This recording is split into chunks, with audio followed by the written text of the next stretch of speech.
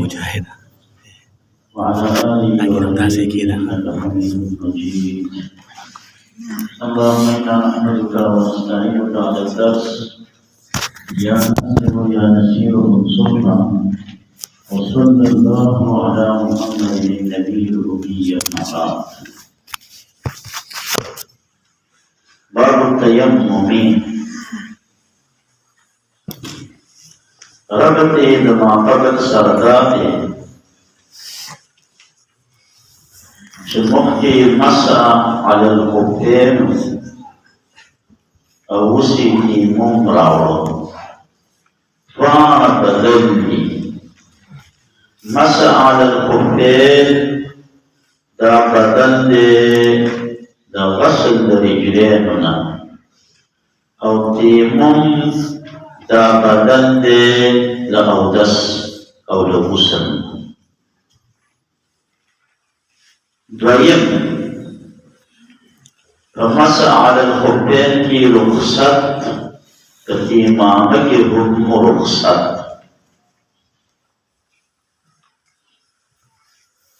دریم مسح على الخفين عارض تیممهم عارض. نمبر 4 فمسح على الخفين کی هم اکتفاء فباطلا او تیمم کے هم اکتفاء فباطلا.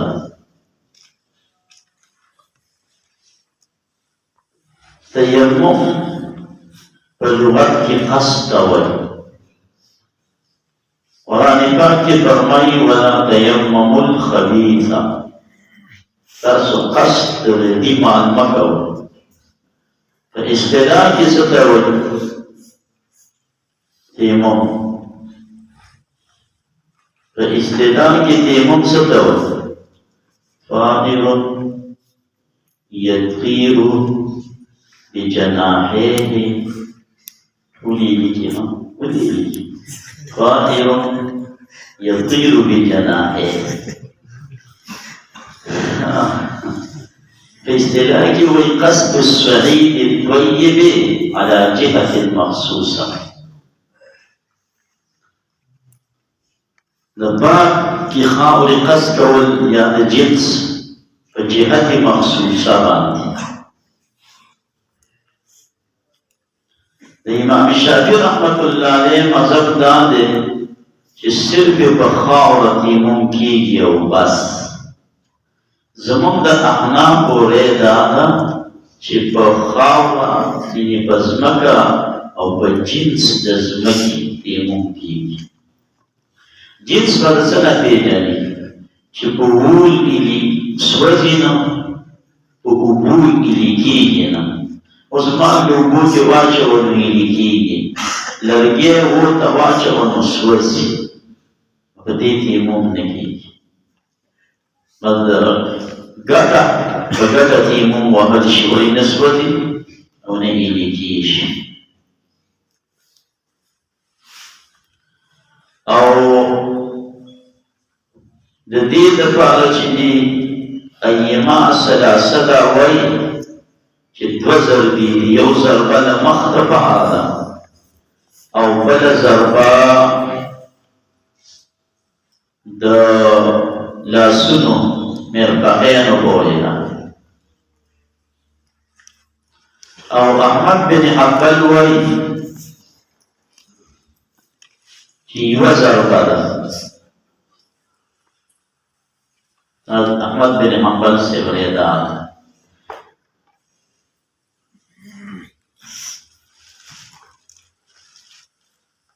او سے بلے رحمت د کم ځای پورې راځي د رسغینو پورې ضربه چې ویواله په مخ امام احمد بن حنبل سے وایي بیا به بلاس ته وایي بس تکراري من وایي علت مرفقین. امام مالک رحمت الله علیه وایي چې مرفقینو پورې واجب، د منکبینو او د آبادو پورې مستحب. دلته دا د عمار والا روایت را روان دی دا به د احمد بن حنبل دلیل وی او زمون د دلیل د جمهور عالمانو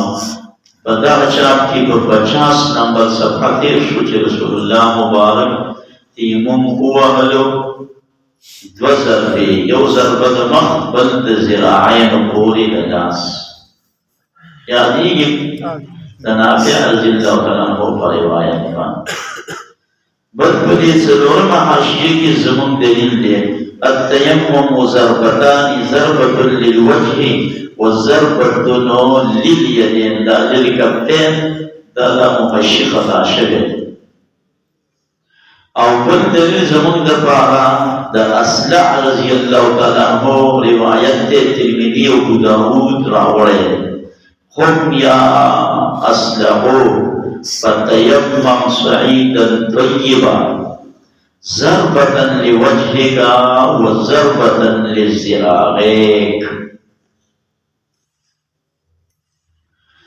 او دا حدیث دا عمار چې دلته راغلی دی نو د دې نه استدلال ټیک نه دی ځکه محدثین وایي چې حدیث د احادیث د عمار رضی الله تعالی عنه په باب د تیمامه کې مسترد دی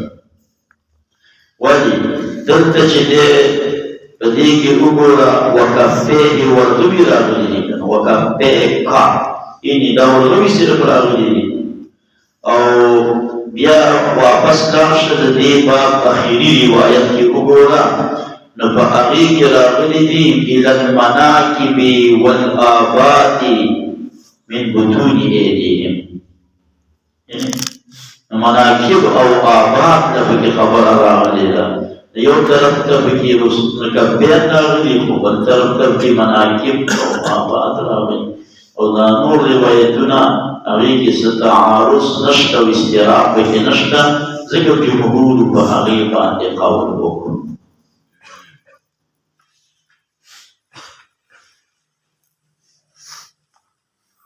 اوس په دې تیمم کې په دې باندې رڼا وګورو چې دا تیمم کې دا د خاورې دغه ولې راغلی داسې خو ځکه ونه شوله چې اوبه نشته یا انسان بچارنده قادر نه دی بیمار دی او هغه ته وویلی شي چې همداسې لمونځ کوه نه اسقاط د وضو وشو الی البدن د اطمینان قلبي لپاره چې مسلمان دا زړه مطمئن او دویمه پیدې دا ده چې عادت د چارندام دا ترک نشي بل د دې ځمکې تخصیص یې وکړو ځکه چې دا تیمم دپاره د دفع د حرج دی او حرج په ځمکه کې ښه دفع کېږي ځکه چې اخوا لاړ شي هلته ځمکه انسان ته په اسانه میلاوېږي نو دا د دفع د حرج دپاره ډېر مناسب ده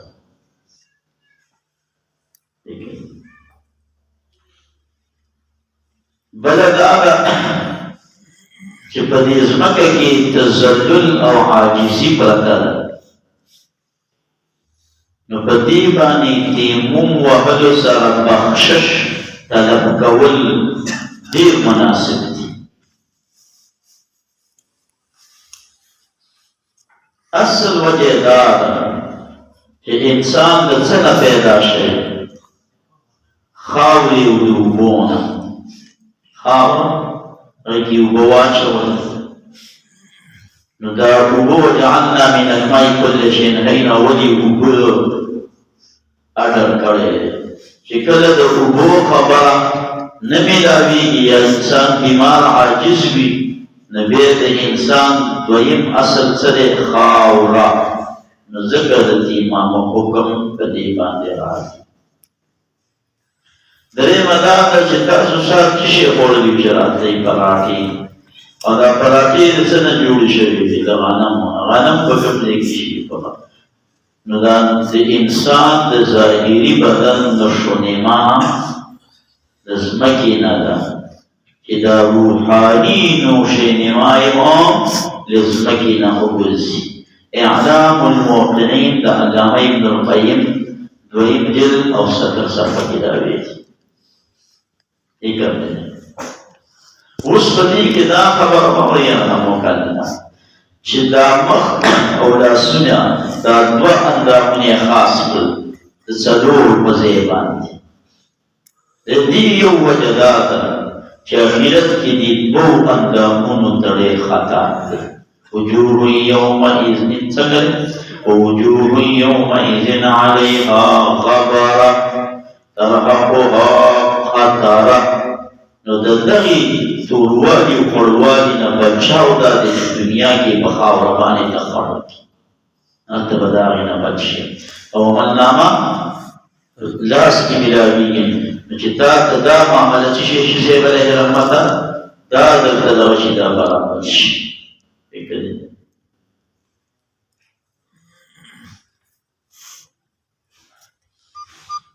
دا مسله شوه. دویم چې دا اخبار په پل صراط باندې ونه خوېږي. درېیمه وجه الله جل جلاله خاوره ځکه خاص کړله چې دا بندی نقل کول ثقیل کار نه خفیف کار ته چې هغه مسح د دوو اندامونو ده، د دوو اندامونو ده. یعنې دوی ځکه خاص کړل چې خدای خو دا بنده د ثقیل نه خفیف ته راولي. د ثقیل نه خفیف ته راتلل دا دي چې اندامونه نیم شي، څلور په دې څو شو؟ دوه شو. بله وجه دا ده چې دا وضو اصل دی او تیمم دا بدل دی.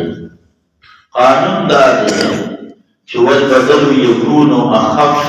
من المبدل منه. دی وجوهاتو د کبله په دې کې څه راغلي صاحبه دا دوه اندامونه پکې ځکه تیمم کې چې دي سنت واورئ. یو دا اقبال الیدین، اقبال الیدین یو ځای کې په دې زه ګیر شوی وم، ځینې کله مو په امتحان کې به راشي کسان ویل راځئ د تیمامه دا دغه کړو چې دا څنګه دا څنګه چې تیمامه د غیر ورکړه دا وړاندې خو ټول دغه کوم اوس پکې سنت وي چې سنت پکې څو دی هغه چاره نه نسبات کې دي زیاده کړو. اقبال الیدین دا لاسونه به مخې ته بوځي داسې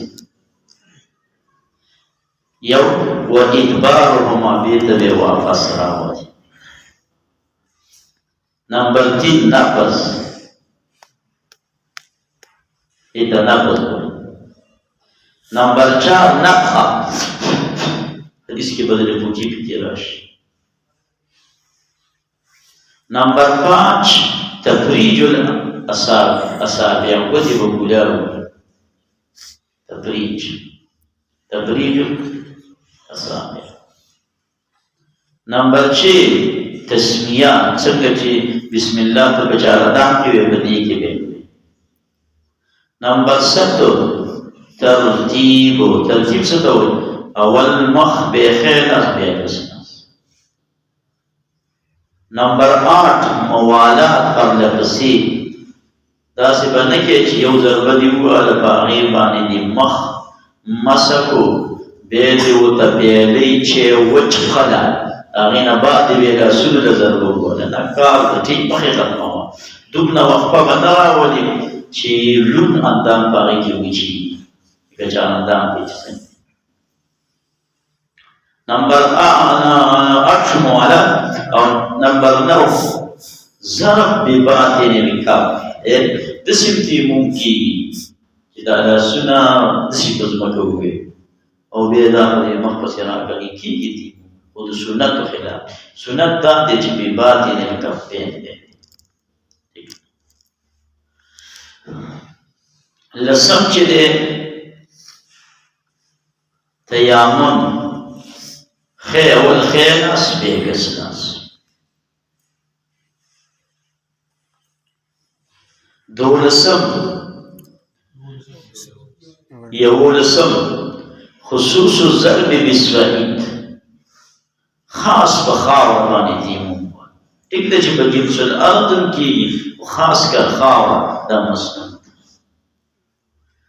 نمبر 12 ته ګیری خلال، څنګه چې چاردان کې خلال شو داسې به ودرېږي د ګیری خلال هم وکړي.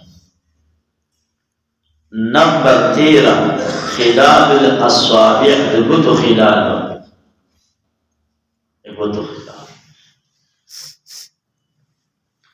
نمبر 16 مسواک،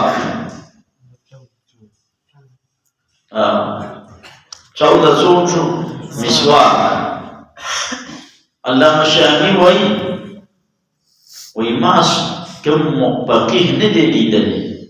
چې هغه پکې مسواک ذکر کړی دی او په ینبغي استناد. مناسب دا ده چې د سنت وګرځولی شي.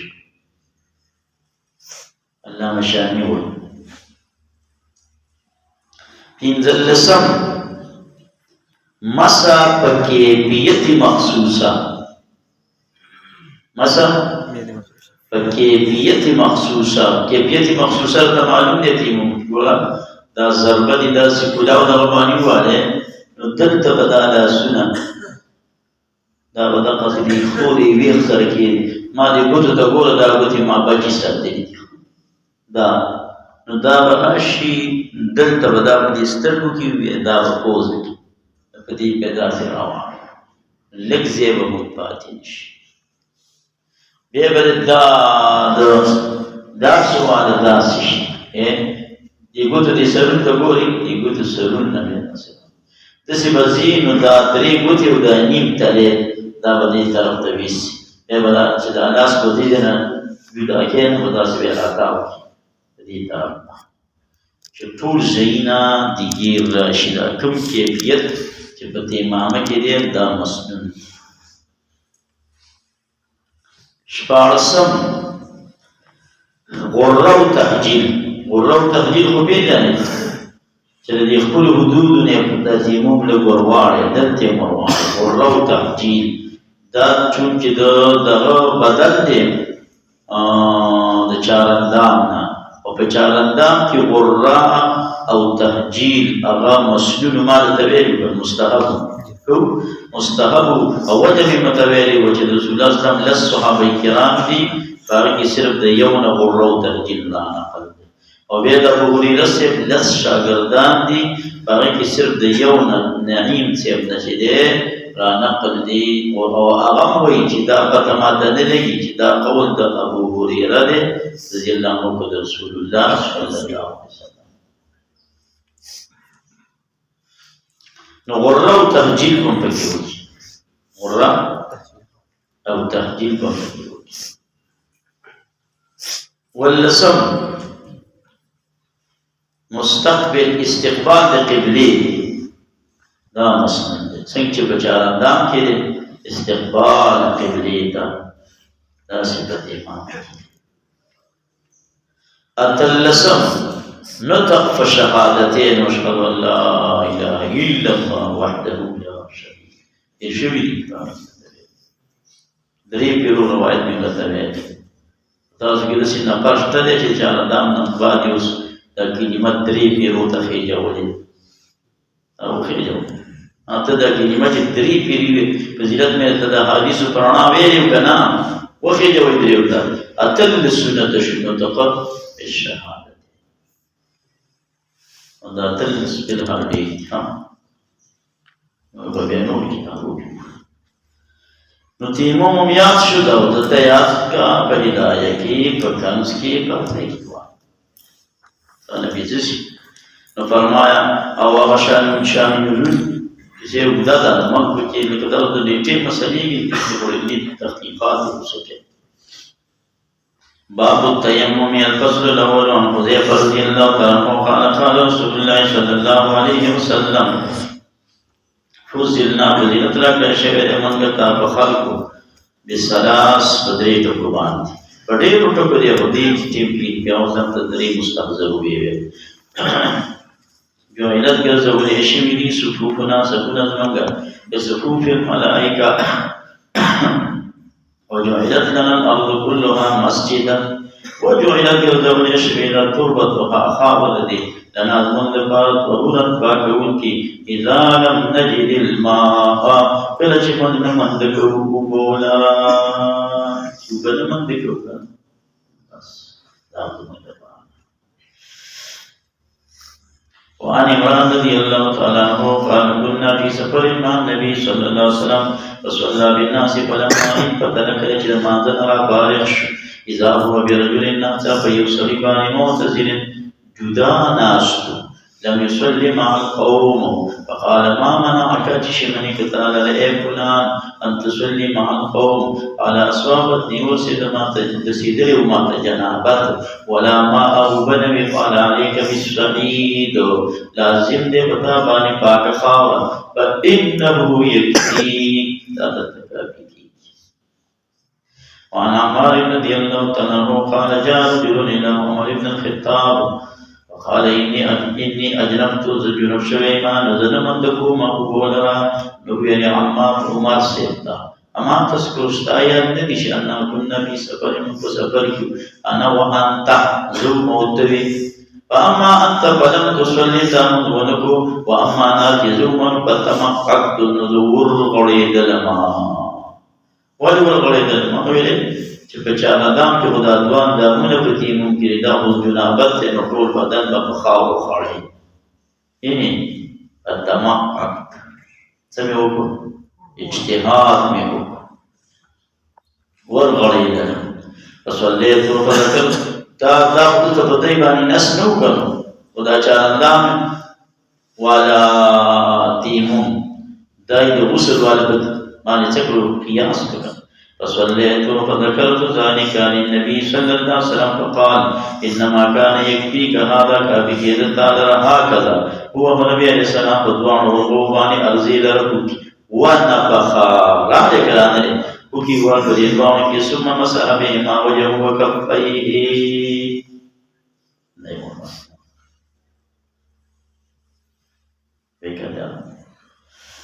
رواه البخاري ومسلم نحوه ودا مونږه چې الله مبارک لي الله مبارک لي الله مبارک وسلي اغفر لي ذنبي ووسع لي بدايه وبارك لي في رزقي دا ما وکړه ما پیدا نه کوم چې تاسو پیدا چې دا کومه او مشمول کړه اوسه کنه او د دې د طریقې نه چې دا ټول خبره بچانه دا مو قیاس کړل دا په کې په کار چې راشي دا سنت کا ثم مسح بهما وجهه وكبره فاجوز منه به انما يكفيك ان تضرب يديك الارض ثم تمسح بهما وجهك وكفيك. وعن ابي جهيم بن الحارث بن سمار رضي الله عنه قال مررت على النبي صلى الله عليه وسلم وهو يقول فسلمت عليه فلم يرد علي حتى قام الى جدار فحتى هنا غير اول والباب صعبان كانت معه جدار عليه السلام سرسم وضع يده الى الجدار فمسح وجهه وذراعيه ثم رد علي والذراعين لكنها. ولم أجد هذه الرواية في الصحيحين ولا في كتاب الحميدي ولكن ذكره في شرح السنة وقال هذا حديث حسن درجة حسن درجة وعلى. الفصل الثاني عن ابي ذر رضي الله عنه قال قال رسول الله صلى الله عليه وسلم ان السعيد وضوء المسلم فكخاورا طيبا درب جاردام المسلمان اگر کله من دکی قبولا لسکان تیمون باب سنة مدوالش کله من دکی قبولا في مسجد فالبوستك فإن ذلك خير. وعن جابر رضي الله عنه قال خرجنا في سفر فأصحابه سدرجون يوصل منا زمنا حجر يوقعني فشجه زخمي کا ولا فساد شجة قرنية دم کی محتجبه شک د سر زخم ته وایي. چې سر یې زخمي شو نو فاحتلما نو احتلام یې راغلی نو تپوس یې وکړو د خپلو ملګرو نه هل تجدون لي رخصة بالتيمم په تیمم کې درته رخصت راغله ماته کوئ قالوا ما نجد لك رخصة ته خو خاطر دې په اوبو باندې وخوشتا فاغتسل فمات فلما هرکله چې موږ راوړاندې شو النبي صلی الله علیه وسلم اخبر بذلك خبر په دې سره ورکړل شو قال قتلوه دې قتل کې قتله ولې دې سوال نه کوو چې کله کویدلنا ولې فإنما بشک خبره دا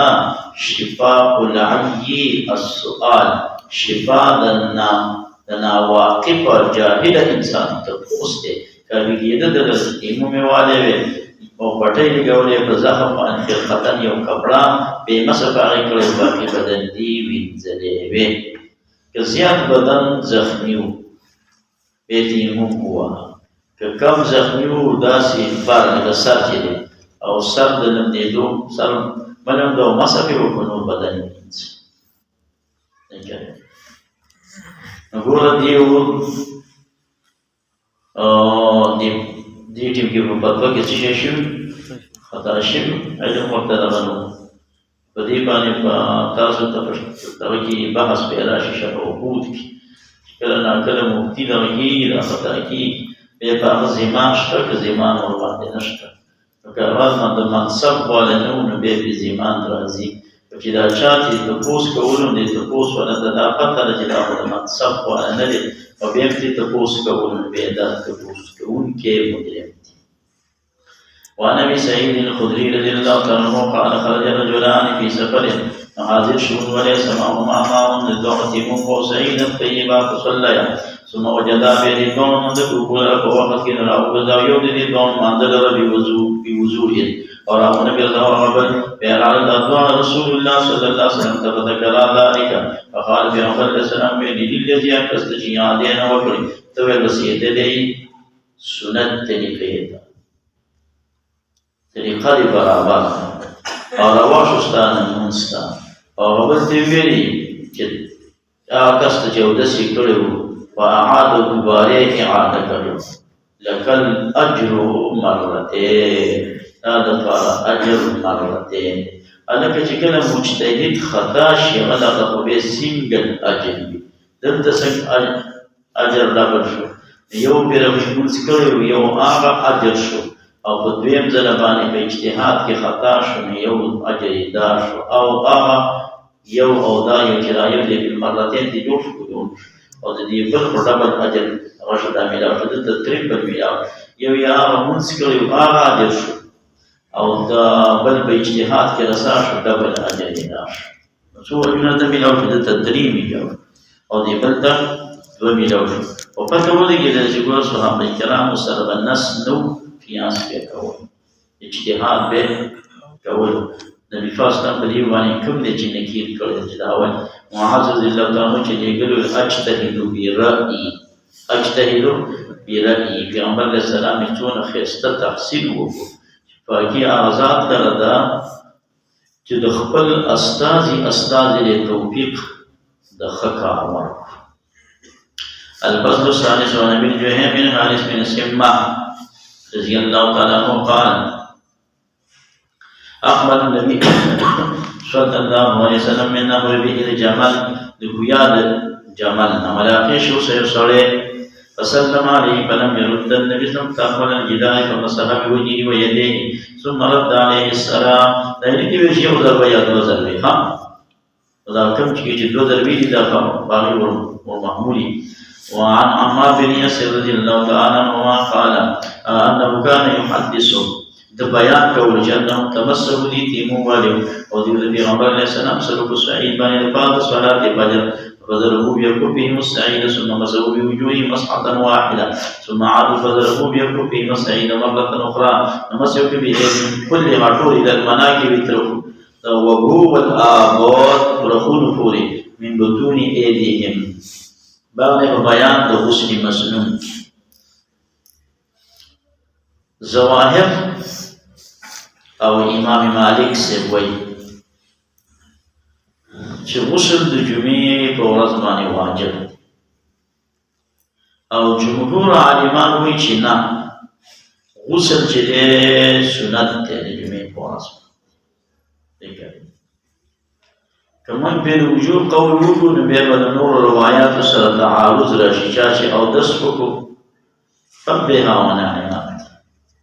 دا اودس چاره دا هم دا هم کافي دي او چې کله موږ ورته مسنون ووایو واجب ورته ونه وایو نو په ټولو حدیثونو باندې به عمل راشي ولې چې کوم چې راغلي دي چې دا واجب دی معنا یې دا ده چې لکه دا په شان ته د واجب دی تاکید پکې ډېر راغلی دی خو اصل خبره ده چې واجب وو د جمهور عالمان وایي واجب وو خو بیا یې دا وجوب منسوخ شوی دی څه چل شوي ګوره جومات دا به د سفر نه جوړ ټیټ کوو او اوس صحابه کرام غریبانان یو جوړه به صرف وه او صاحب رحمته په پټو کې او پاسه کې به کارونه کول خولې به ابتلا چې دا به ټول یو جومات ته راجمع شو نو یو بل باندې به د دې خولو بي ورکړو نبي علیه السلام اډر وکړو چې تاسو بې مانده ته راځئ نو غسل بیا چې کله پر اخر راغلل بیا ته هغه علت د وجوب لاړی نو خبره واپس خپل استنان او استحباب ته راغله عن ابن عمر رضي الله تعالى عنهما قال قال رسول الله صلى الله عليه وسلم اذا جاء احدكم الجمعه فليغتسل غسل داود الجمعه باندې مستقل باس روان دي د دې دوه ترجمې دي د دې مخکې عروبه نامه رسول الله نکدې ته جمعه نوم کې خوستري المجموع فيه الخير دير خير فكر راجع مشروع الجامع لكل خير دا دو ترجمه وعن ابي سعيد الخدري رضي الله تعالى عنه قال قال رسول الله صلى الله عليه وسلم يوم الجمعه واجب على كل مختلف بالغ عن ابي هريره رضي الله عنه قال حق على كل مسلم يغسل بقره ورزق يوما يوم دي بجي السفر او سيب عليه رحمه تعالى جسد لنا شیخ زکریا رحمت الله علیه فرمایي چې د جمعې په ورځ باندې جمعې مانځه ته چا غسل وکړو نو وایي د 3 سنت ادا کړو یو د جمعې دپاره غسل بل د جمعې د مانځه دپاره غسل فکر یې راغلی او بل په هفته کې غسل چې کوم راغلی په 3 روایت یې عمل راغلی الفصل الثاني عن سمرة بن جندب رضي الله عنه قال قال رسول الله من توضأ يوم الجمعة فبها ونعمت خبكاريو فبالطريقة الحسنة أتى فبها معنى دارها أو نعمت الطريقة هذه لا كل طريقة ومن اختصر فالغسل أفضلوه ورد الدلائل وعن ابي هريره رضي الله عنه لما غسل چاچ غسل ميتا مړی ته فليغتسل به دې غسل وکړي دغه چې بده باندې کوم بدن سستی راغلی چې هغه ختم شي ومن حمله فليتوضا چاچ اراده وکړه د وړلو د مړی نه چې اندام دی وکړي ځکه چې به د مړی ویوړو نور خلکو ته کې سبب جنازه کوي او دې به نه کوي نور لدی ویوړو کې نه کوي وعن عائشة رضي الله تعالى عنها أن النبي صلى الله عليه وسلم كان يغتسل من 40 أمر به غسل كول السلور من الجنابة ويوم الجمعة ومن الحجامة الحجامة وليقول الأسيق أن تدوج انتباه بسيق والعام ومن غسل الميت وعن قيس بن عاصم رضي الله تعالى عنه أنه أسلم فأمره النبي صلى الله عليه وسلم أن يغتسل بماء والسدر الوضوء او د بیرو په پاڼه د بیرو پاڼه کې کمالات دي د دې سره د سحر دفاع کېدی شي علماء لیکلي د سحر دفاع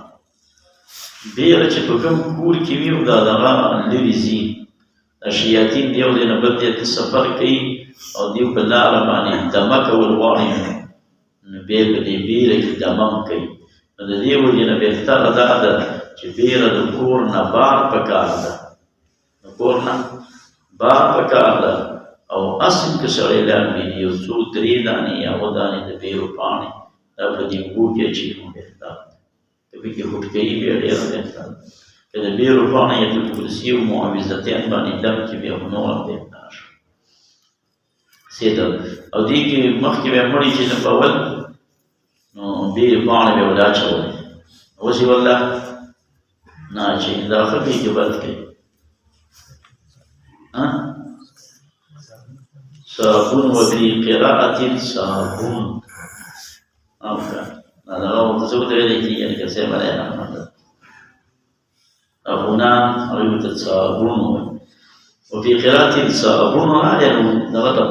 ضرورات قاتل مش بيه وبعض ضرورات والتشريع ضرورات اللي زبوي كمان ده كيف تازمان بدين في بعض الأمور اللي بتشرب يعني مصايب دا مړي له چې غسل ورکړی شي او د ده نه دا کمې اوبه لاندې نو په دې ډېره خطرناک جادو کېږي. دقې پسې جادوګر کوشش کوي چې په دغه اوبو باندې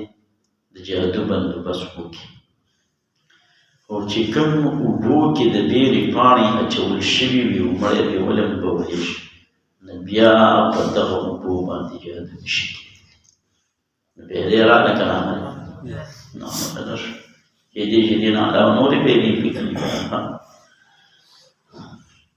بهرحال خود بیر لی دغه کې صدر مخدود زموږ په تفسیر کې ولغه کې په بیره باندې رڼا تاسو ته انشاءالله راشي. د بیرې ډېر کمالات دي په بیرې ونې کې.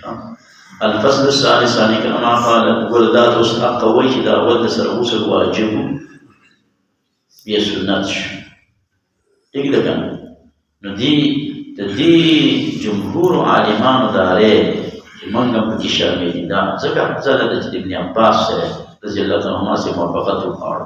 وعن اکرمه پیژنې دا د ابن عباس شاګرد دی. یو اکرمه د ابو جهل زوی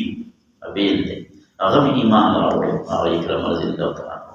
قال ان ناسا بشک خلق د العراق جاءوا فقالوا يا ابن عباس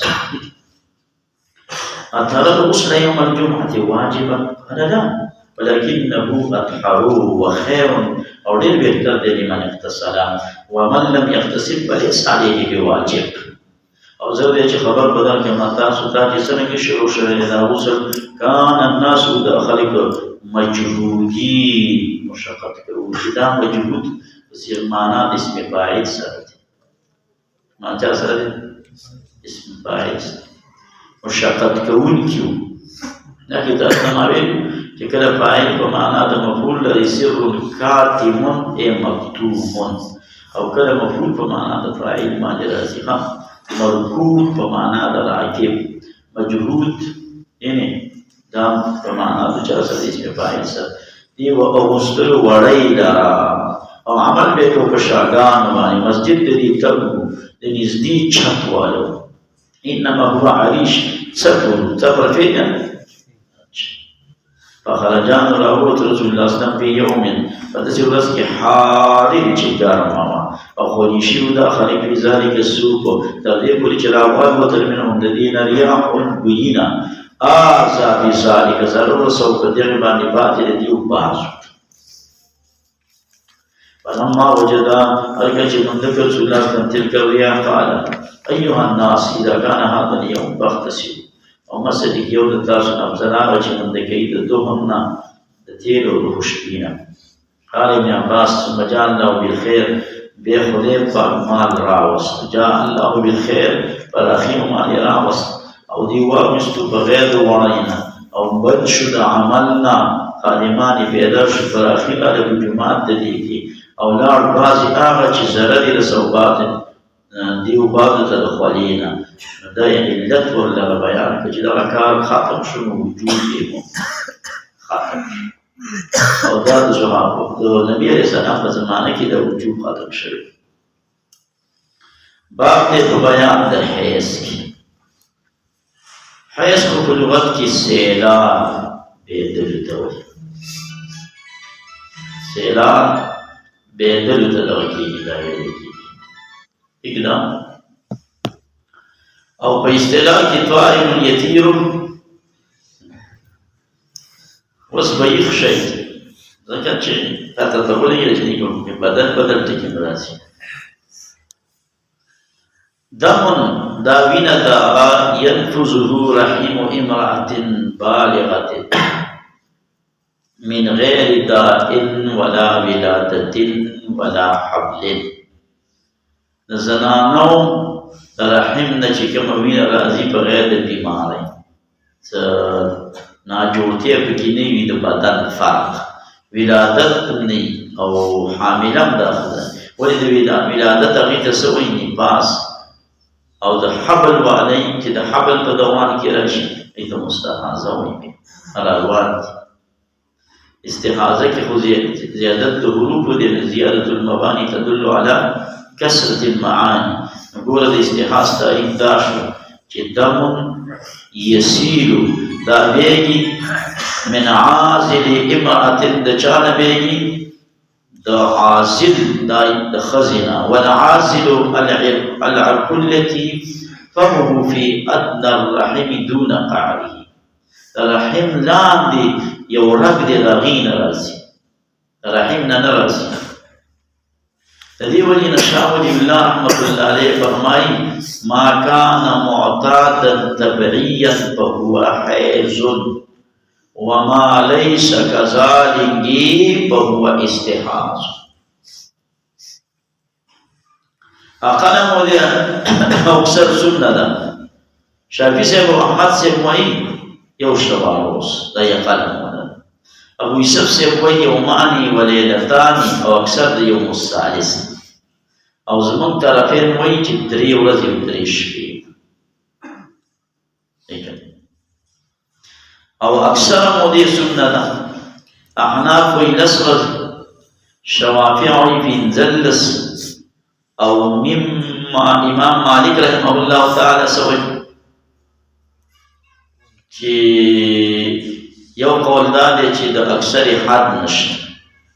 بل قول دا دی 15 دي بل قول دا دی لس بل قول دا دی 15 او د احمد بن حنبل سے تمیز باندې ولس دي اکثر ولس پورې هیڅ دا ټول دي چې دا د دې نه چې تفقد احدى كنا في قعر بيتها شطر عمرها لا تصوم ولا تصوم شطر د عمر پکې راغلی دی شافعي صاحب له دې نه استدلال نیولی دی چې شطر نیم ته وایي د ژوند حساب په کلونو کېږي او د کلونو حساب په میاشتو کېږي نو نیمه میاشت څومره یې 15 ورځې نو ځکه د 15 ورځو قایل من خو ته په دغه حدیث مبارک دا وایي چې شطر عمرها شطر 3 معنی دي شطر بمعنی جانب شطر بمعنی نصف شطر بمعنی د جزء من الشيء دلته بمعنی د جزء من الشيء خو هر حدیث په دلالت النص سره دا خبره معلومه کړه او مونږ وایي چې زموږ څه عبارت النص دی چې اکثره 10 ایام عبارت النص او دلالت النص کی چې تعارض راشي تاسو به بیا څه کوئ عبارت واخلئ ګوره په دې حسامي کې ویلي دي چې دا څلور واړه چې دي نو دا قوي دي اثبات د حکم را پیدا کوي الا عند التعارض وایي د تعارض په ټیم یو شان دی ټول دوستان یو شان دي مګڼه رحمان نو بیا په دې حسامي کې دې خوا طرف صفحه کې حاشیې ته وښیي نو دغه مثال یې ورکړی دی چې ګوره شافعي صاحب د نیم حیض د 15 ورځو ولې قایل شوی دی د شطر عمرهانې بدلالت النص یا اشارت النص سره دا ایستلي او زموږ سره عبارت النص دی دلالت او اشارت کله مقابله د عبارت کوي شي حسامي کې دې ذهن ته راځي ښه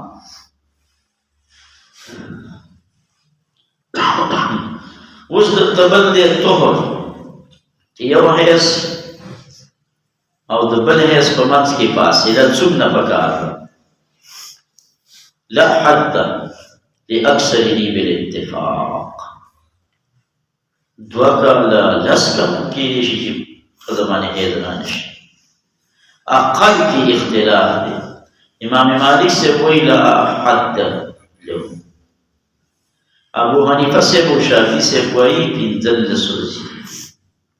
او احمد بن حنبل نه متعدد اقوال لا نقل دي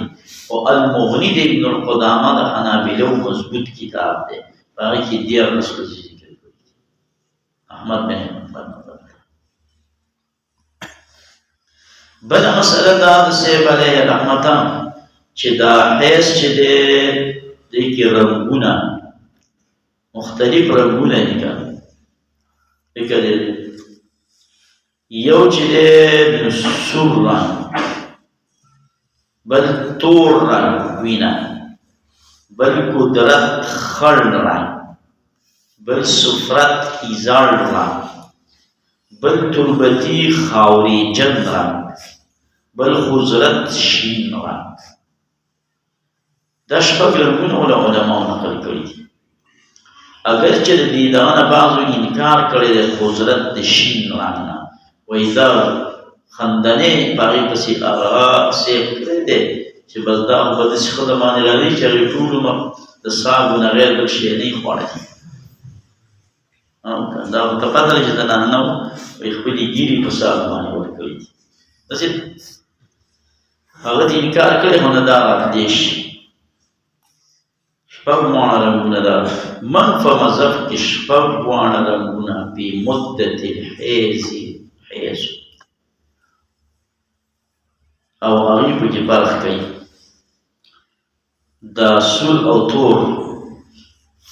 څوک دې ته دغه وایي حیض وایي څوک ورسره سفرت هم اخلي زړ وایي دا نورو ته هغوی حیض نه وایي او زموږ دپاره مضبوط دلیل په بخاري شریف کې دی چې فرمایي د عایشې صدیقې روایت دی چې دا ټول رنګونه د حیض دي حتی ترینا القصة البیضاء چې تاسو سپینه چونه وینئ بیا به هله دا حیض دی صرف سپین رنګ چې راشي نو بس حیض څه شو ختم دا حیض په دې بنات آدم باندې ولې ایښودل شوی د دې وجه بیبي حوا رضی الله تعالی عنها چې هغه دانه وخوړله د هغې په عوض پکې وغوستې دویمه روایت پکې دا دی چې دې بني اسرائیلو ښځو ته اجازت و چې تاسو عبادت خانې ته مانځله ځئ هغې به عبادت خانې ته مانځله تلل لږه موده خو لاړ نو بیا یې ځان سره داسې ټپایانې دا ټپایانې ځانه جوړې کړې نو چې لاړ کړ نو په دې ټپایانو به ودرېدلې ځکه د دې څخه وروسته عمومي طور باندې زنانه د سړو نه په قد و قامت کې کم او وروسته مې په ټپایانو به د دې دپاره ودرېدلې چې دا مخکې سړي مخته ښکاري نو په دقې کې به دې حیض چالان شو دوه قوله شو درېیم قول دا دی چې نه د بیبي حوا رضی الله تعالی عنها باندې راغلي او څه مودې پورې وچلېده نو ختم شو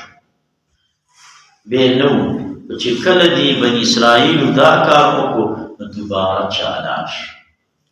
دوباره څه شو چالان شو بني اسرائیلو ټول لانجې جوړې کړې دا قبایلو کې چې دا خلک لو کوي او ډېر یې دا لو تنګ کې نه دی دا لور دې ځمکې له راخلاص کړي بني اسرائیلو خو دې هم غار کړه تیار هر څه به راتلل په زمینداره مونږ اړوئ او صرف میدان تیر کې تیار شو تاسو ونه راغله او ضربت علیهم الذله زمینداري ته څومره سخته کوي دې په تفسیر کې بما لا مزید علیه مبحث مونږ چې اورېدلی چې زمینداره څنګه شیست زمینداره څنګه شیست ښه نو څه مې ویل وایي نو بیا دوباره حیض چالو شو دا حیض د دې زنانو دپاره مفید دی که غیر مفید دی نو وایي دا ورلره مفید دی عایشه صدیقه فرمایي ما من امرأة تحیض الا کان حیضها کفارة لما مضى لما مضى من ذنوبها مخکنو گناهونو کفارت جوړي او فرمای و ان قالت عند حيضها كحيث براد كلمات ويلي الحمد لله على كل حال واستغفر الله من كل ذنب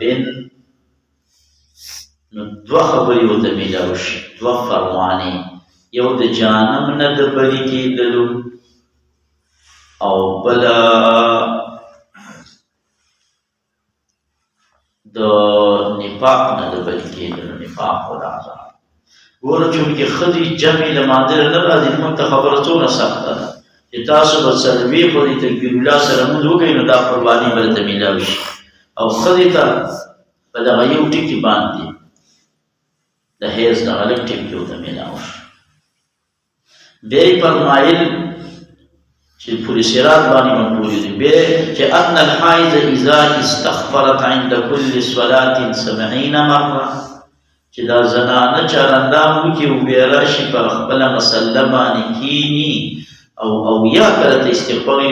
او یا پیرو ټیم کې دومره ټیم کې لمونځ هم کېږي هغه د لمونځ عادت یې ختم نه شي دا حیض یې چاته کارم نه شي په کور کې بیا ته پکې راغله او هغه عادت یې خراب نه شو او یا پیرې استغفار یې وویل کتب لها 1000 رکعات د 1000 رکعاتو اجر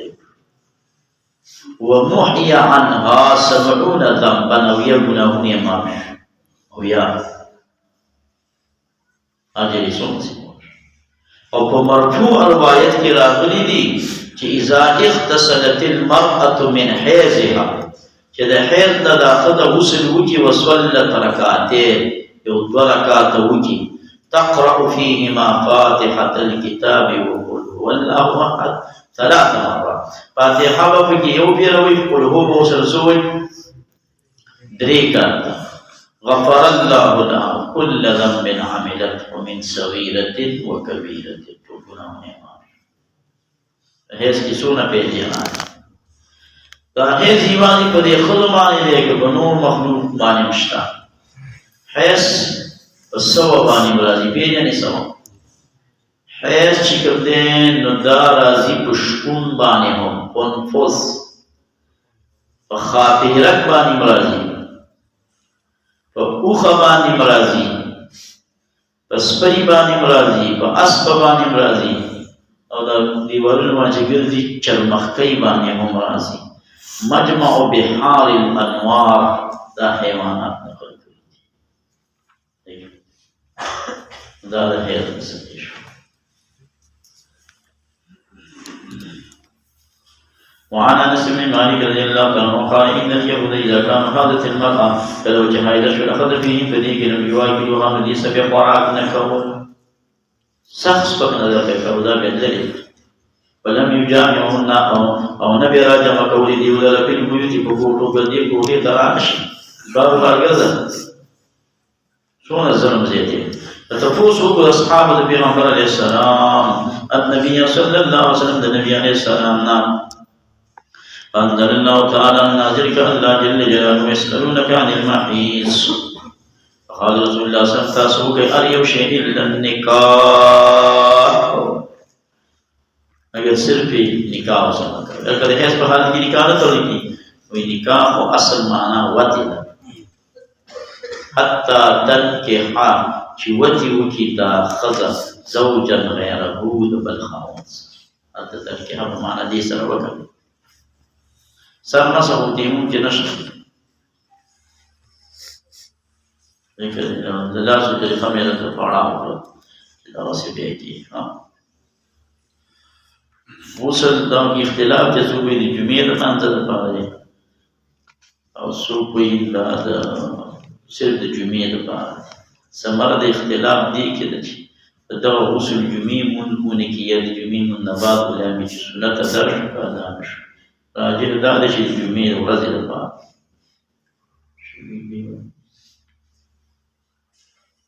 دې باندې پیښه شو کوم شی چې په اور کې نه سوځي هغې کې دغه مسله ده هم غزا اصنعوا كل شيء الا النكاح وبلغ ذلك ان وزر دا خبر يهود تا فقال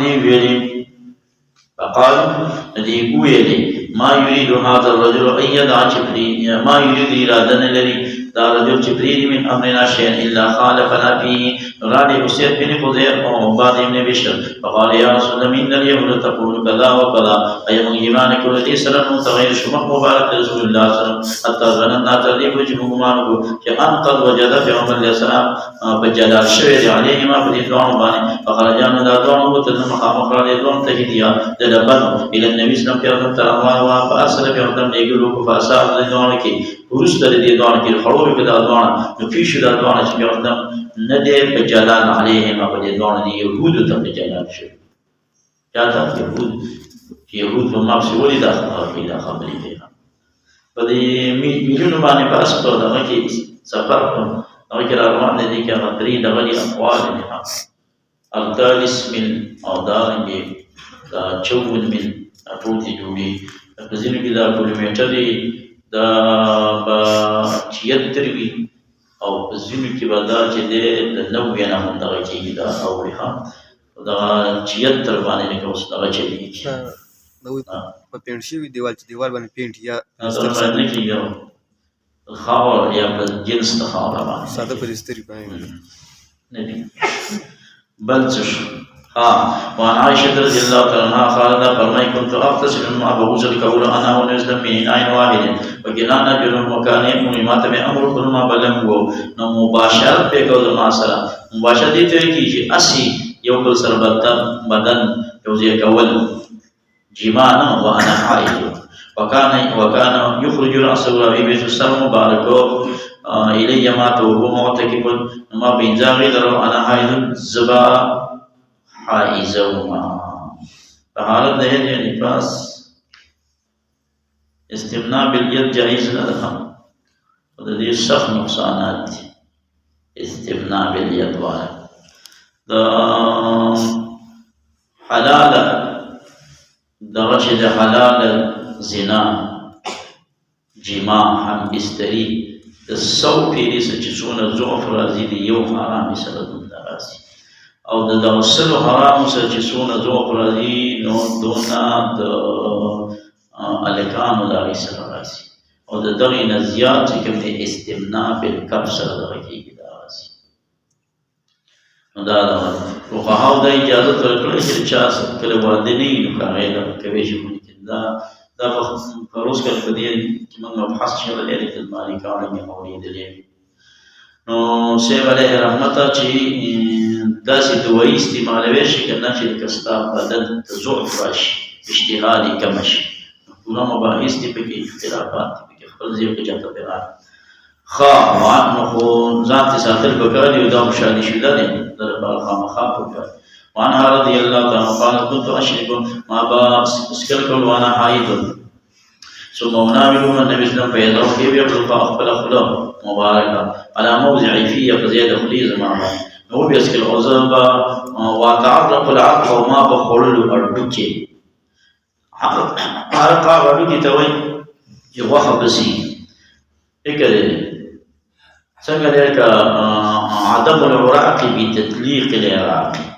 خامات كلامه دي كان عدم العراق بتطليق العراق داسي اردوكي شي باغي من ما باغينا وخو خړلا نبي محمد السلام با اقا وخا جمان وكما باتشو في عمتن بقى خړلا دون من محبت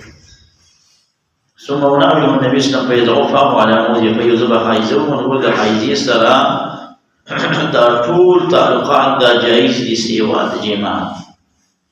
وانا رضي الله عنها قال كان النبي صلى الله عليه وسلم يرتكب في هجري وانا حائز ثم يقرأ القرآن بيبي القرآن لوستلو پروانه وانا رضي الله عنها قال النبي صلى الله عليه وسلم ناوليني رقمت الخمرة الجتائي من المسجد فقلت إني حائز البخاري نحيطة كي ليست في يدك حيث قولي بلاس كني لاس خبير جماعة تنشر لها قولي لاس ورغزويش چې خپل جمعه ته دنه کې نو ته جمعه ته داخل شي په حالت د حیض یا جنابت کې نو دا ممنوع ده وان میمونه رضی الله عنها قال كان رسول الله صلی الله علیه وسلم منذ یکاو بشاری کې چې بعضی په ما او په بعضی علیه السلام او زه حایزه وګوره د حایزي سره ټول کارونه د هغې د لاسه ډوډۍ د هغې سره یو ځای ډوډۍ په یو بستره کې د هغې څخه لاستل دا ټولې خبرې جایز دي صرف جماع حرام الفضل الثاني عن ابي هريره رضي الله عنه قال قال رسول الله صلى الله عليه وسلم اتى حائزا او چاچراته یو حائزی حیض په حالت کې وجبانه کې او امراتن فی دبرها یا خپل بیبی ته په دبر کې راته کوم حالیبتن او یا کاهن تراله فقط کفر بما انزل علی محمد صلی الله علیه وسلم. نو د خپل بیبی سره چې کوم دی وتی فی الدبر دا جائز نه ده. په دې کې اصل کې اختلاف شته. ابن عمر رضی الله عنهما، محمد ابن کعب قرظی، سعید ابن یسار، امام مالک او د امام شافعی سے قول قدیم دیو د اباحت قائل دي. وابو ځکه قائل دي د اباحت دغه تفسیر مظهری ربیع جلد 280، عمدۃ القاری اتلسم جلد 117 صفحه، او د امام مازری او د شیخ ابن العربی رجحان هم دې طرف ته معلومیږي. ابو بکر جساس رحمه الله تعالی احکام القرآن کې لیکلي دي چې د امام مالک سے مشهور قول د اباحت دی، خو موالکو دا خبر رد کړی دی. بېشکه چې موالکو دا خبر رد کړی چې زموږ د امام صاحب نه دا نقل نه ده، او علامه جساس وایي نه د هغه نه دا قول نقل دی. ربیع جلد 252 کې یو خبره شته. ابو یعلا الخلیلی رحمه الله په الارشاد کې لیکلي دي چې امام مالک صاحب نه د دې خپل قول رجوع ثابت ده. او د امام شافعي رحمة الله علیه نه د وتی فی الدبر د خپلې امرأې تپوس وشو، لیس فیها حدیث صحیح. د دې په حرمت کې کوم حدیث صحیحه نشته، او د قیاس تقاضا ده چې دا د حلال وي. قیاس تقاضا ده چې دا د حلال وي. تفسیر مظهری او روح المانی دویم 178 کې، او حاکم چې دی نو په مستدرک کې، او بیهقی امام بیهقی سے هم مناظره نقل کړې ده د امام محمد او د امام شافعي رحمه الله په دې مسله باندې. امام محمد دا د حرمت قائل، امام شافعي سے د حلت قائل. امام محمد سے متویل چې يجوز فی موضع الحرث ولا يجوز فی موضع الفرس. کوم ځای چې د کروندې د بچو قبول په دې کې جایز ده، او چې کوم ځای د ګندګو غایطو دپاره دی هغې کې جایز ده. نو امام شافعي رحمة الله علیه تپوس وکړو د امام محمد صاحب نه که په انسان په پخیس کې جما وکړي د بیبي، ویل دا جایز ده. نو شافعي صاحب ورته وویل دا خو موضع الحرث نه دی. پوه شوې؟ ته وایې چې موضع الحرث کې جایز ده، دا خو موضع الحرث نه دی. روح المانی او مظهري کې دا وګورئ. مولوي صاحب د دې نو ګور آسان جواب ده چې دوه ټکي لیکل، موضع الحرث لا موضع الفرس، چې دا دوه ټکي راشي، یو صفت ثبوتي او بل سلبي راشي، نو بیا جایز ده. او په دې دغه کې چې کوم دی په پخیس کې وتې، نو ټیک ده چې دا خو موضع الحرث نه دی، دا سلبي ده او راغلي ده. موضع الفرس هم نه دی، موضع الفرس هم نه دی، دا چې ځکه جایز شو، دا چې ځکه جایز شو. خو دا د امام شافعي رحمة الله علیه قول قدیم دی. فقد صرح بعضه بحرمته ومذهب الشوافعي حرمة. علامه عینی وایي اتلسم جلد 170 فکر درانه قل اصل خبر دا چې احناف، شوافع، حنابلة او جمهور امت دا د لواطت فی الدبر د خپل زوجي سره د حرمت قائل دي، ځکه دا موضع الحرس نه دی او موضع البحث دی. او په دې کې روایت د ابن خزیمه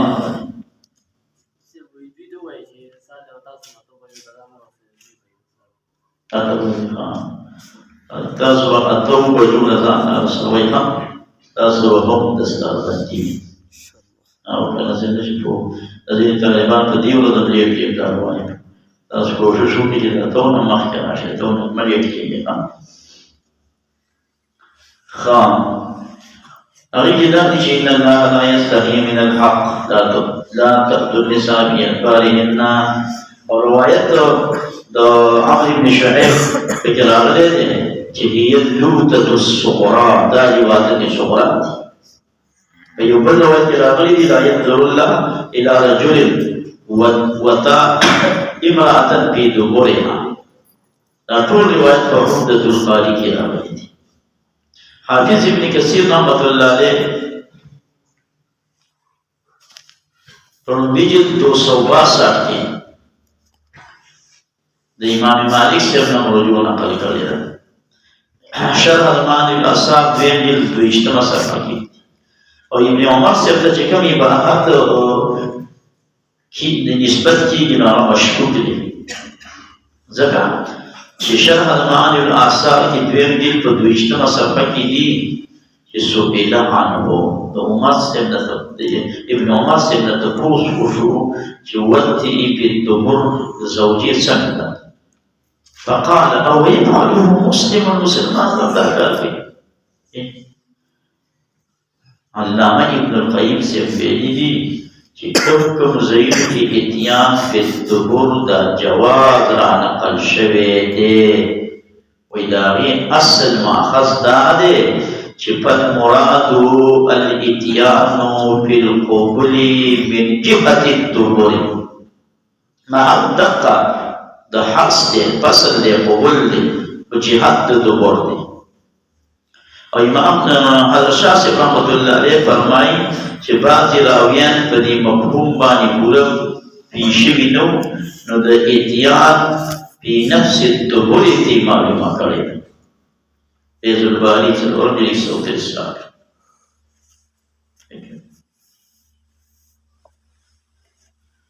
د دې وجنه یحیی بن ابي زائده او سفیان ثوری قول را نقل کوي فاتوا حرصكم ان شئتم معنا صد باركة مدبرة في فرجها من ورائها. يقول في فرجها كيف كشتا فتح البارية تفجر صوبان میں. اور برواية مسلم کے اغلی اذا اتى الرجل امرأته من دبرها في قبولها دا جائز. اور برواية مسلم کی بلنبی جل 463 کے اغلی اذا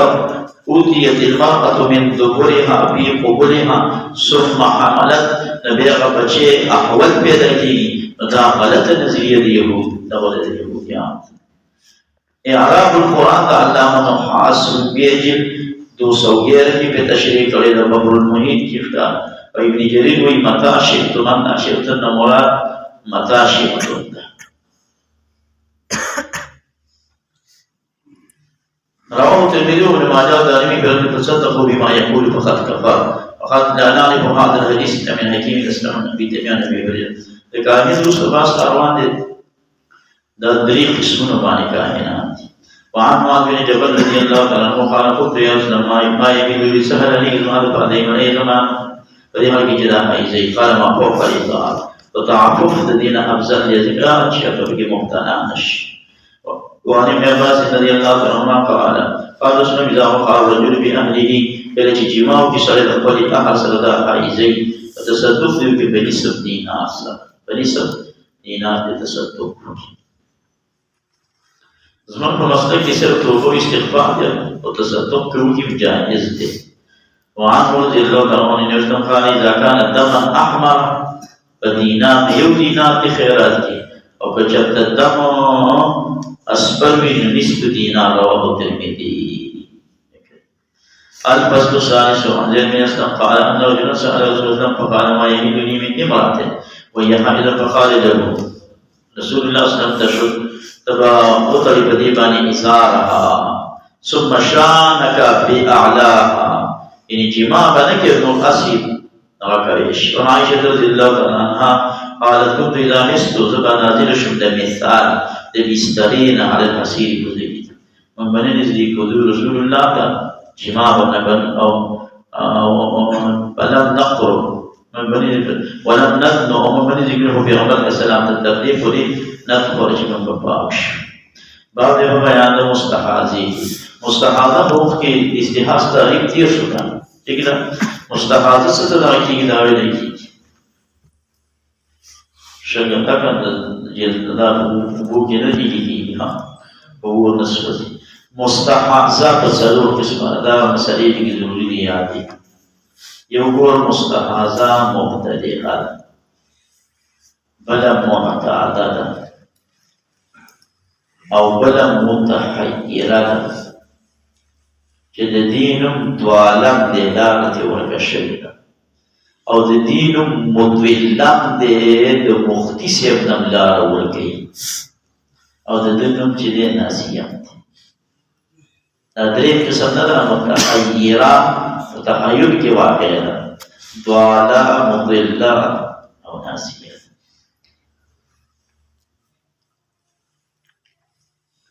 او دې کې بېځان اقسام دي څلورمه متمیزه ده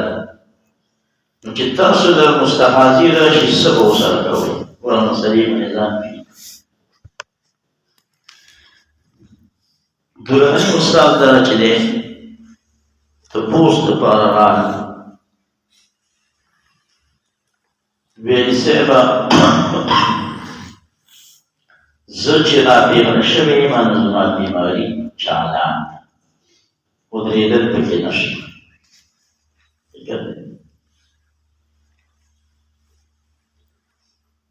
څه به ورته بدخه ورکړي دی به ورته ووایي چې دا لس ورځې ستا حیض دا پاتې شل ورځې دي پاتې کوم کې مې ستا بیماري چالان شوې ده قدیم تاریخ معلوم که لس ورځې حیض نورې شل پاتې بیا چې هغه راشي لس حیض دا خو اسان بلا خزا ولا أو مبتدئ أو دام متعدد وطبيب عيجي مبتي صاحبا مخي زما كار خبر عفو زما بوور ذي حيزو بيغا من ولن معقول بخستنا وان خدا وس داسي جلا باند شوه دي بس بیماری منه ودنی کن مشاوان دا به ورته ووایي چې اقا اووه ورځې ستا حیض او دا نورې دېرش ورځې ستا دی دغه استحاض هر مانځه ته چا اندام کوه وروسته یې حکم روان دی درېیمه ښځه راغله درېیمه متحیره دواله مدله ورته ویې ویلې شهید زه متحيرة بدري قسمنا متحيرة بالوقت متحيرة بالعدد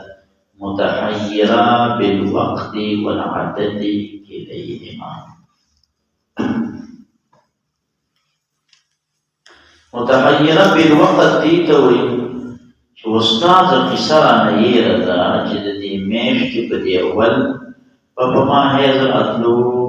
که په دې منځکار کې وو که د میاشتې په اخره کې وو قصه نه یې اوس مې بیماري همیشه روانه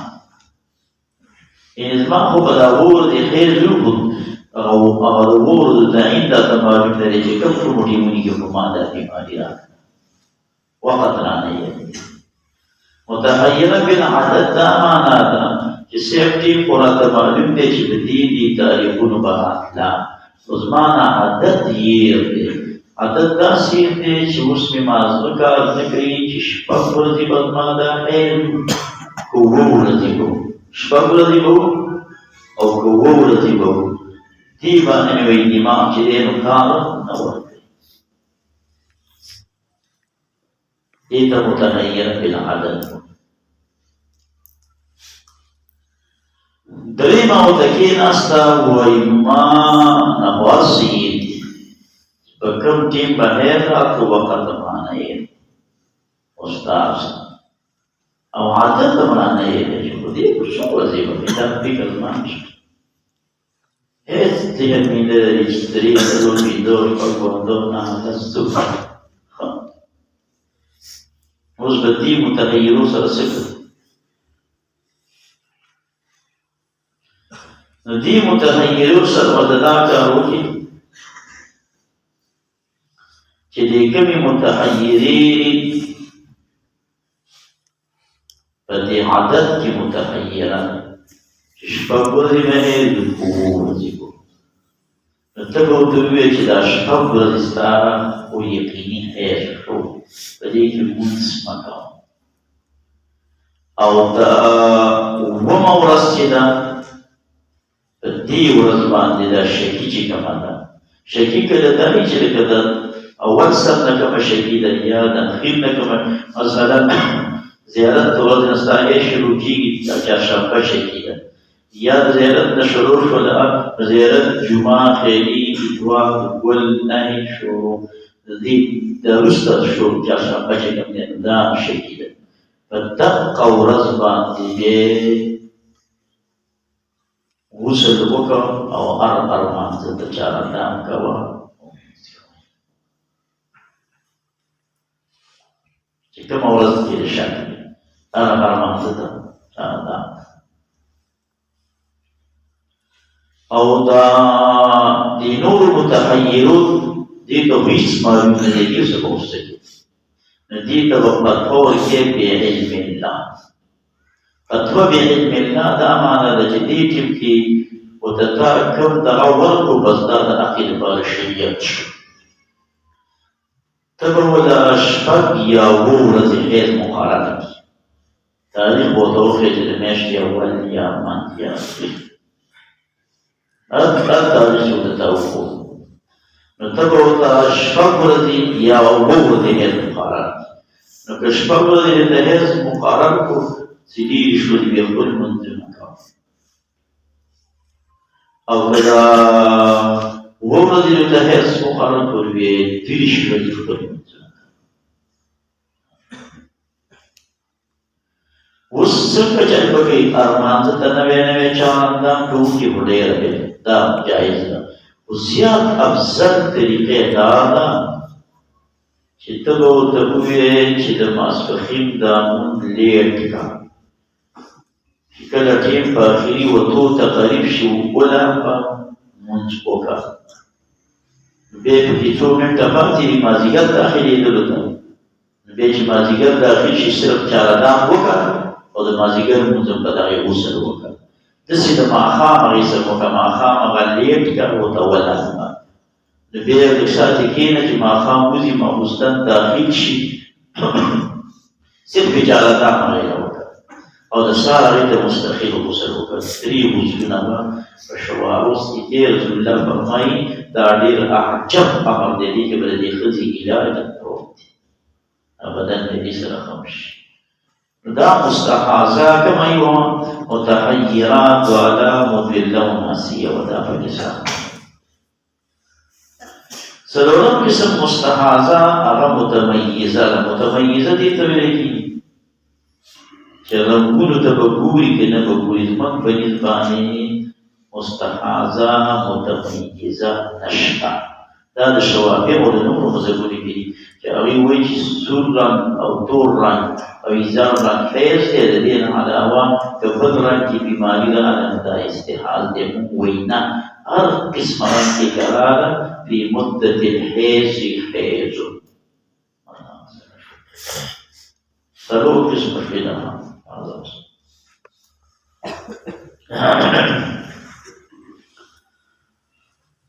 وعن عائشة رضي الله تعالى عنها قالت جاءت فاطمة بنت أبي حبيش إلى النبي صلى الله عليه وسلم فقالت يا رسول الله إني امرأة بشكل يقدم مستحاض چې زه مستحاضه کېږم فلا خبرونه پای کېږم آیا پرېږدم مانځه الله فقال لا انما ذلك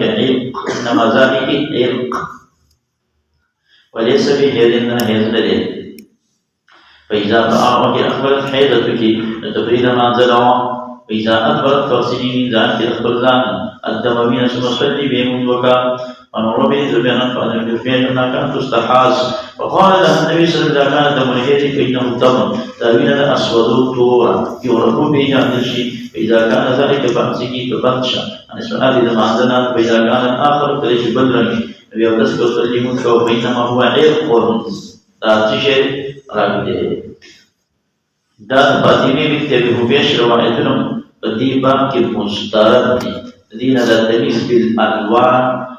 مستحضر غسل متميزه دا کار ضعیف دی زمونږ روایت مضبوط کې په بخاری کې دی حتی ترینا القصه البيضاء خالص بن واجب راتلو پوری بهیسی نور آئی اور استحضر هرس دی سواد سپینوانی صفر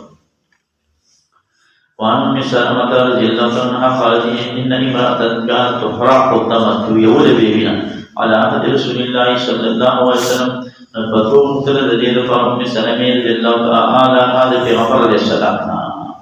فاستفتت لها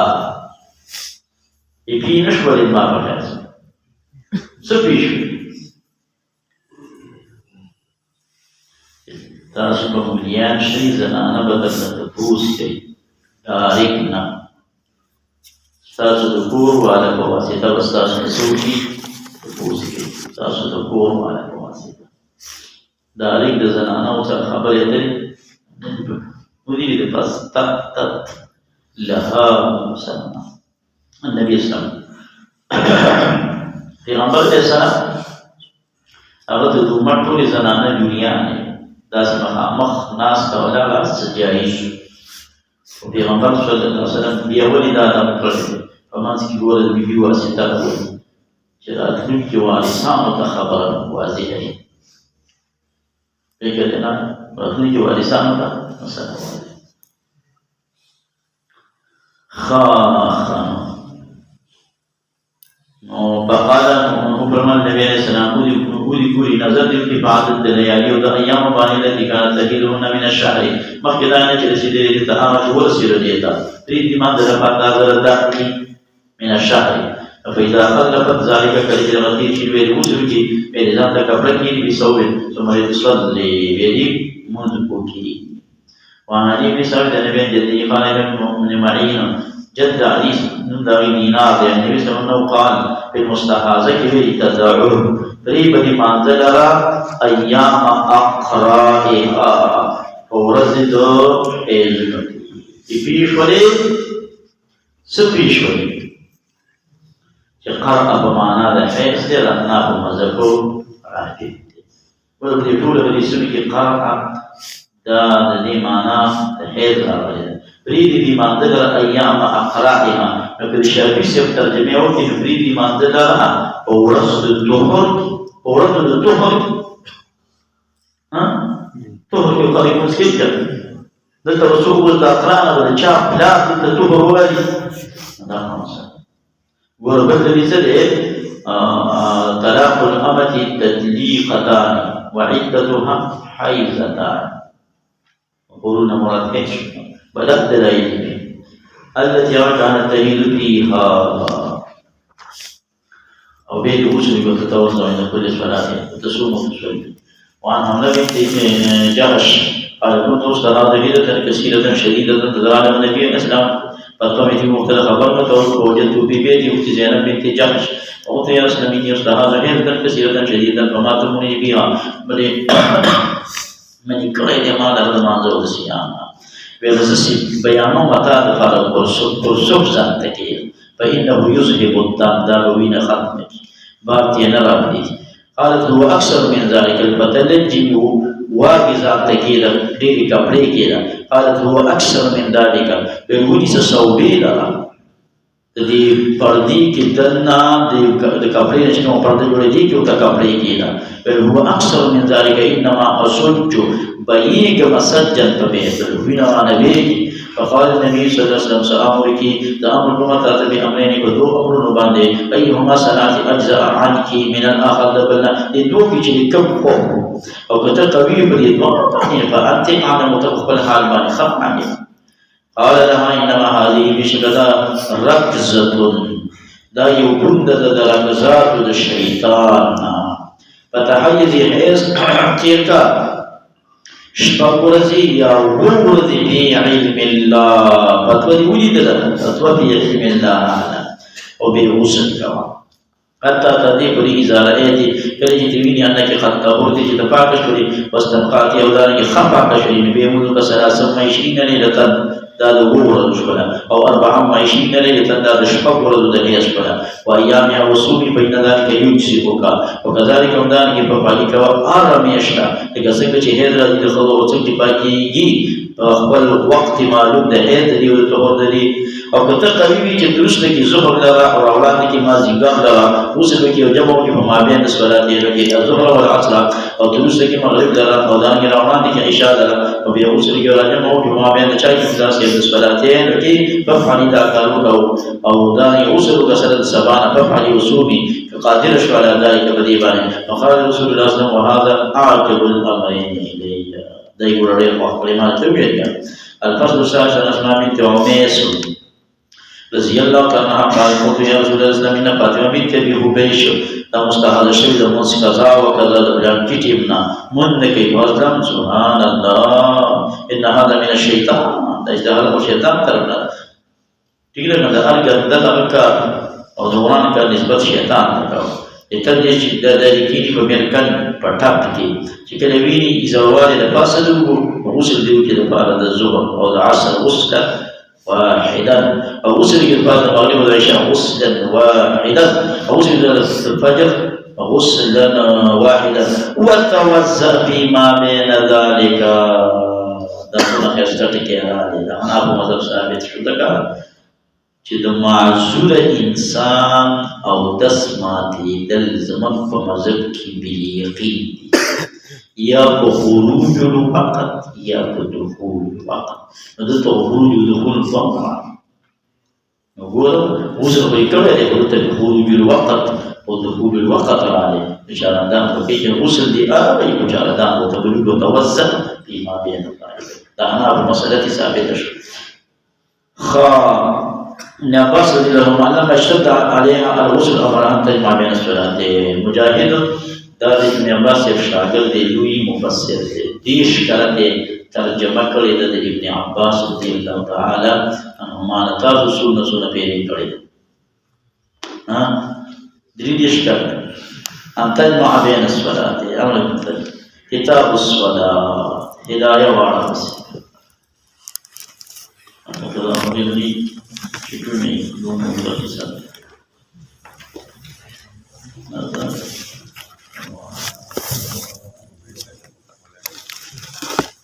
لا وركي وردا